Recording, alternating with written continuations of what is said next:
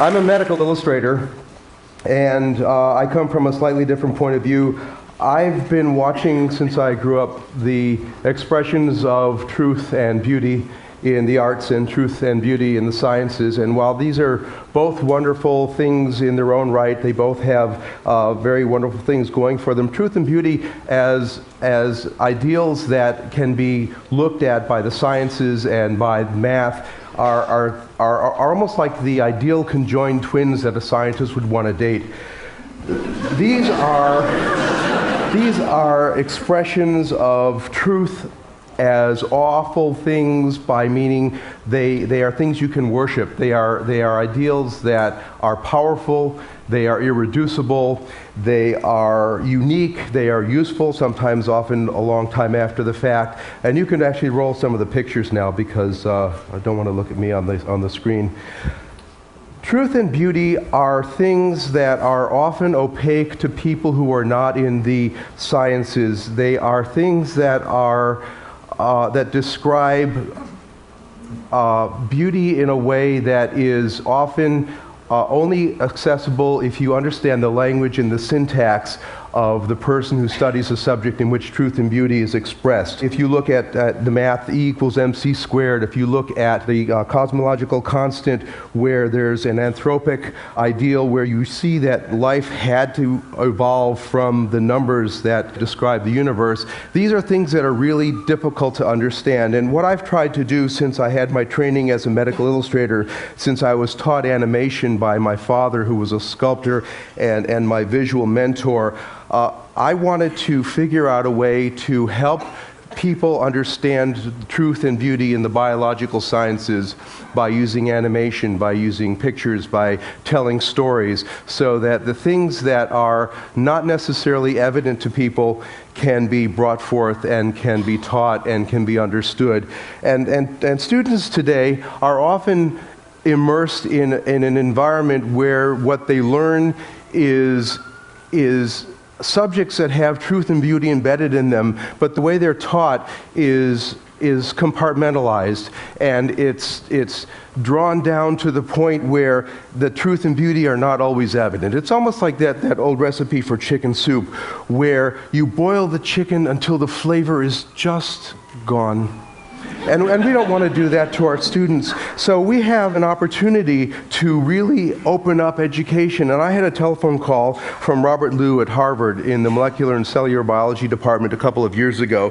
And he asked me if my team and I would be interested and willing to really change how medical and scientific education is done at Harvard. And so we embarked on a project that would explore the cell, that it would explore the truth and beauty inherent in molecular and cellular biology, so that students could understand a larger picture that they could hang all of these facts on, that they could have a mental image of the cell as a large, bustling, hugely complicated city that's occupied by micro-machines. And these micro-machines really are at the heart of life. These micro-machines, which are the envy of nanotechnologists the world over, are self-directed, powerful, precise, accurate devices that are made out of strings of amino acids. And these micro-machines power how a cell moves. They power how a cell replicates. They power our hearts. They power our minds. And so what we wanted to do was we wanted to figure out how we could make this story into an animation that would be the centerpiece of BioVisions at Harvard, which is a website that Harvard has for its molecular and cellular biology students that will, in addition to all the textual information, in addition to all the didactic stuff, put everything together visually so that these students would have an internalized view of what a cell really is in all of its truth and beauty, and be able to study with this view in mind, so that their imaginations would be sparked, so that their passions would be sparked, and so that they would be able to go on and use these visions in their head to make new discoveries and to be able to find out really how life works. So we set out by looking at how these molecules are put together. we worked with a theme which is you've got macrophages that are streaming down a capillary, and they're touching the surface of the capillary wall, and they're picking up information from cells that are on the capillary wall, and they are given this information that there's an inflammation somewhere outside where they can't see and sense, but they get information that causes them to stop, causes them to internalize that they need to make all of the various parts that will cause them to change their shape and try to get out of these capillary and find out what's going on. So these molecular motors, we had to work with the Harvard scientists and data bank models of the atomically accurate molecules and figure out how they moved and figure out what they did and figure out how to do this in a way that was truthful in that it imparted what was going on, but not so truthful that the compact crowding in a cell would prevent the vista from happening. And so what I'm going to show you is a 3-minute Reader's Digest version of the first aspect of this film that we produced. It's an ongoing project that's going to go another 4 or 5 years. And I want you to look at this and see the paths that the cell manufactures, these little walking machines. They're called kinesins that take these huge loads that would challenge an ant in relative size. Run the movie, please.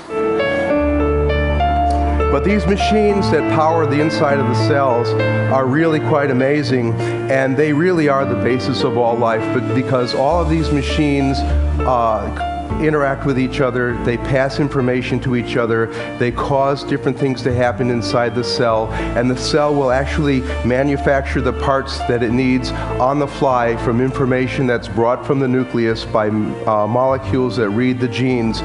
And no life, from the smallest life to everybody here, would be possible without these little micro machines. In fact, it would really, in the absence of these machines, have made the attendance here, Chris, really quite sparse.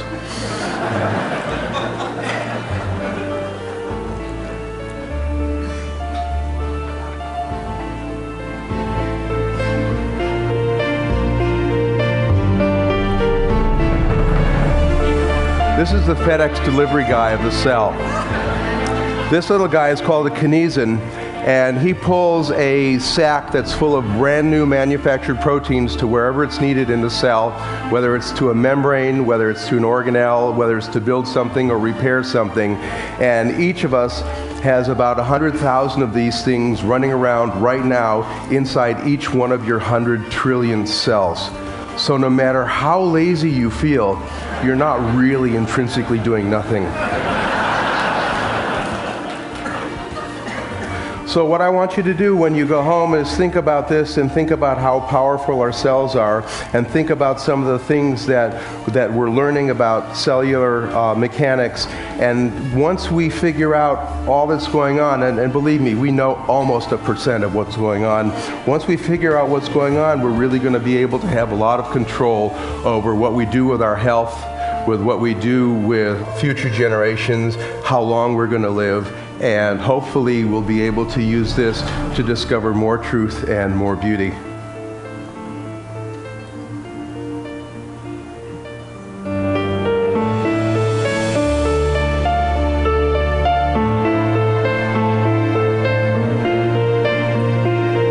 But it's really quite amazing that these cells, these micro machines, are aware enough of what the cell needs that they do their bidding. They work together, they make the cell do what it needs to do, and their working together helps our bodies, huge entities that they will never see, function properly. Enjoy the rest of the show. Thank you.